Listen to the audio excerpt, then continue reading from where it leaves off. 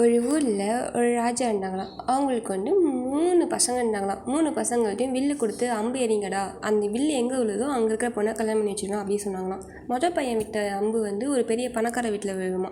அவங்க வீட்டில் இருக்க பணக்கார வீட்டு பொண்ணை கல்யாணம் பண்ணி வச்சிருவாங்களாம். 2வது பையன் என்ன பண்ணுவானா, வில்லு விடுவானா ஏழை வீட்டில் விடுவான். ஸோ அந்த வீட்டில் இருக்கிற பொண்ணை அவனுக்கு கல்யாணம் பண்ணி வச்சிருவாங்களாம். 3வது ஒருத்தன் விடுவானா, அது அப்படியே பட்டர்ஃப்ளை இருக்கிற இடத்துல அப்படியே போய் விழுந்திருப்பான். உடனே பட்டர்ஃப்ளை என்ன பண்ணுவாங்களாம், அந்த பையனுக்கு கல்யாணம் பண்ணி வச்சுருவாங்களாம். உடனே 2 பேரும் சொல்லுவாங்க, டே நமக்கு போட்டியே வராதுடா, ஏன்னா நம்ம பெரிய அண்ணியும் 2வது பொண்ணும் சூப்பராக இருக்குது, 3வதாக இருக்குது பாருங்கள், அது சீக்கிரமாக நம்ம ஃபோன் பண்ணி காற்றடிச்சாலே அது எங்கேயாவது ஓடிடும் அப்படின்னு சொல்லி இப்படியே பண்ணிகிட்டே இருந்தாங்களாம். அப்புறம் என்ன ஆகுமா, உடனே அந்த பட்டர்ஃப்ளை ஒரு நாள் அப்படியே ரொம்ப சோகமாக இருந்துகிட்டு இருக்குமா. அப்பயும் அந்த பட்டர்ஃப்ளையோட அந்த 3வது பையன் ரொம்ப ஜாலியாக விளாண்டுக்கிட்டே இருந்தானா.